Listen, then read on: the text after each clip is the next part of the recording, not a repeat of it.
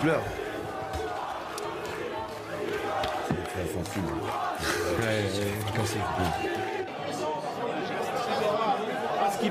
Ce qui m'a frappé, Kader, tout à l'heure, et ça nous a tous frappé, d'abord, c'est la joie des acteurs, la joie des footballeurs. Alors je sais bien, quand on gagne, tous les footballeurs sont joyeux, c'est entendu, mais là, j'ai le sentiment qu'on est sur une autre intensité.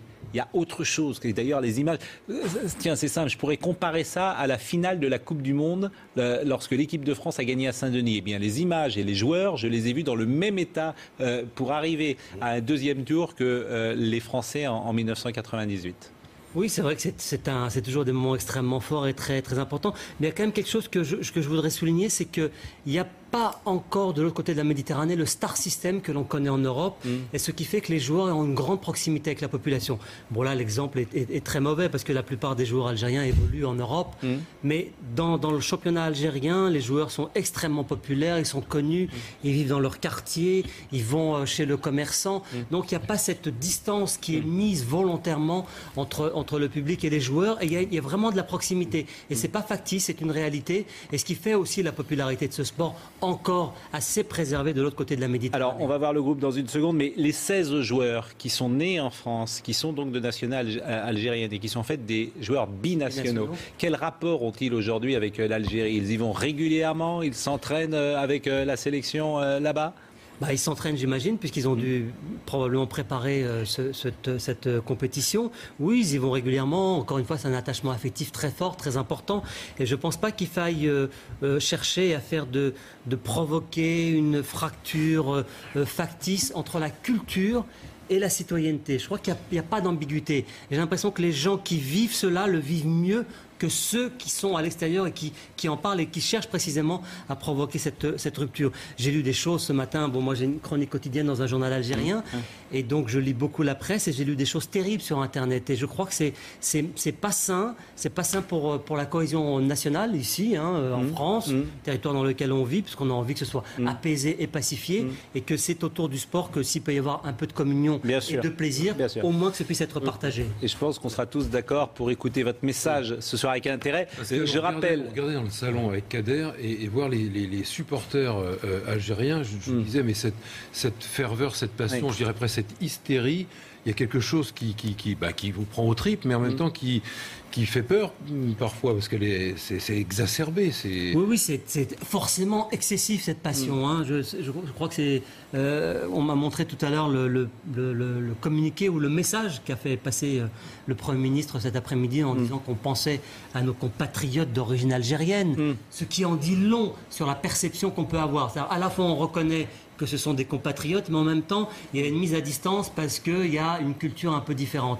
Donc, évidemment, c'est positif, mais la passion, elle peut très vite déraper. C'est vrai que, en même temps, la passion, c'est la passion. Elle ne peut pas être froide. Elle est forcément un peu chaude. Et on se souvient des matchs entre l'Algérie et l'Égypte, dans des conditions... C'est très violent. Philippe Diallo. Non, mais ce qui domine ce soir, c'est l'émotion. Émotion sur le terrain, parce qu'on l'avait dit, il y avait quand même un poids historique sur les joueurs. Ils ont écrit leur page d'histoire. Il y avait de l'émotion, c'est Vahidi Halilhodžić, parce qu'on l'a vu pleurer.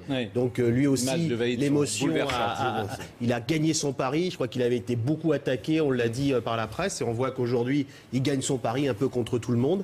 Et puis émotion dans les tribunes. Parce qu'on vient de le rappeler à l'instant, on voit qu'il y a une ferveur, une passion absolument extraordinaire. Et donc ce soir, c'est véritablement 11 joueurs...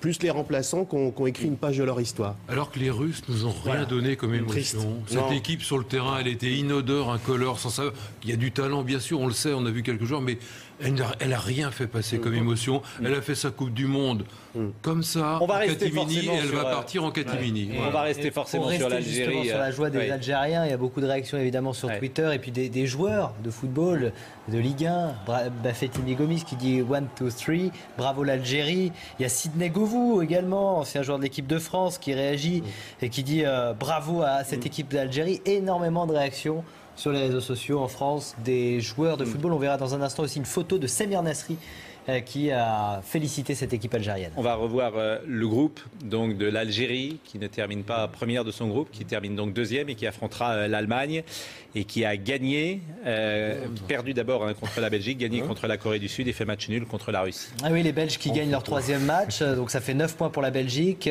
qui affrontera les États-Unis alors que l'Algérie donc se qualifie pour ce Algérie-Allemagne qui aura lieu mardi prochain. L'Algérie donc qui rencontrera l'Allemagne et l'Algérie qui passe pour la première fois un premier tour. On verra dans quelques secondes, je pense, François, les images de ce match. Et on va essayer d'évaluer cet événement historique à La Roche de cette équipe algérienne qui mérite ce soir, au vu de cette rencontre, sa qualification. Oui, on l'avait dit en fin de première mi-temps qu'elle avait repris un peu du poil de la bête. C'était pour procurer quelques situations avec beaucoup de patience.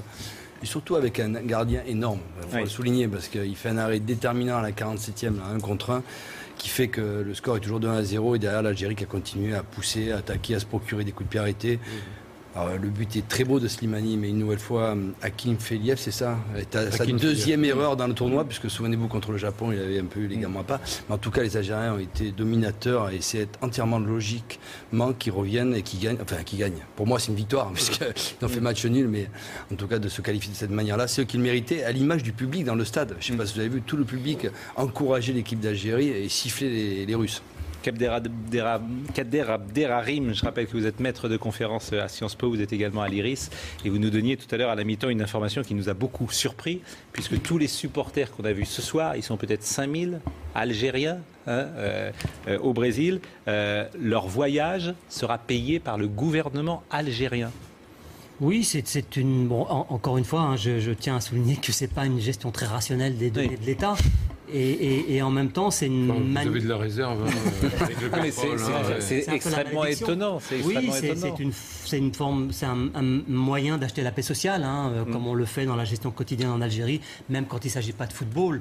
Donc là, évidemment, l'enjeu est considérable. On sait bien à quel point le sport aujourd'hui est un enjeu social et politique extrêmement important. On a bien vu le président de la République à Paris organiser une projection pour le premier match France-Suisse. Ce soir, le Premier ministre qui s'exprime. On voit bien que les enjeux aujourd'hui sont mondialisés, tout comme dans d'autres compartiments de la vie, et que le football est c'est une caisse de résonance extraordinaire, à la fois de nos contradictions sociales, mais en même temps de tout ce qu'il peut y avoir de bon et de mieux chez l'homme. Et les images que vous voyez, ce sont des images qui ont été tournées par Guillaume Auda au moment du but.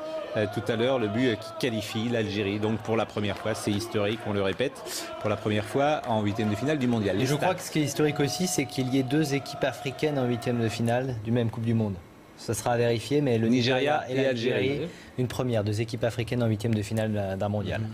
C'est assez logique sur le plan de la géopolitique. Oui, on pourrait même imaginer qu'il y en ait plus, pour tout vous dire. Oui, non, mais parce que c'est une des surprises. Je trouve que la Côte d'Ivoire, le Cameroun qui ne sont pas là, c'est des vraies surprises.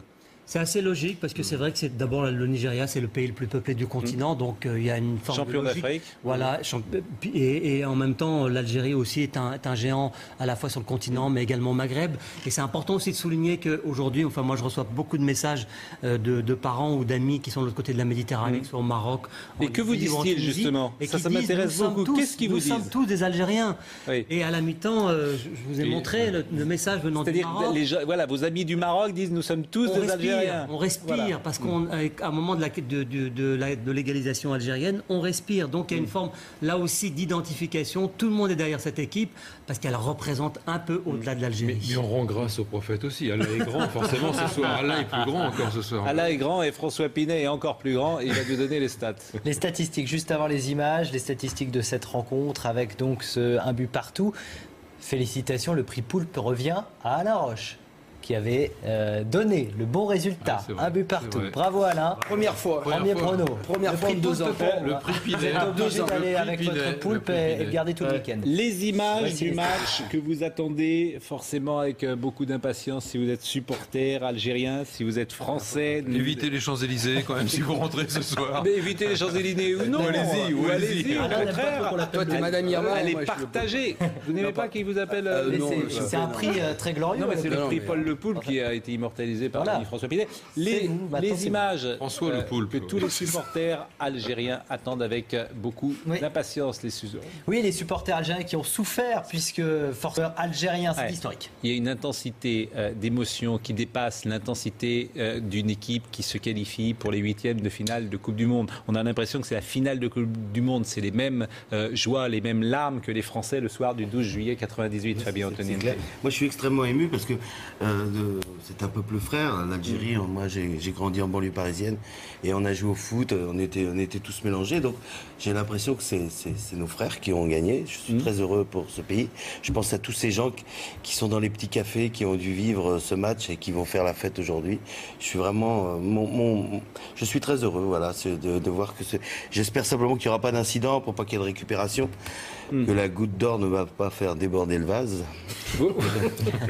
Vous craignez justement, vous craignez ce climat de récupération qui peut exister parfois. Il existe déjà. Oui. Il existe déjà. Moi, j'ai vu sur Internet notamment des manipulations et des propos terribles qui sont... Qu'est-ce que vous appelez manipulation? La semaine dernière, après la victoire contre la Corée du Sud, il y a eu des manipulations de la part de l'extrême droite montrant les Champs-Élysées victoire. Ouais. Après la victoire de la France, Champs-Élysées désert. Et puis victoire de l'Algérie, Champs-Élysées.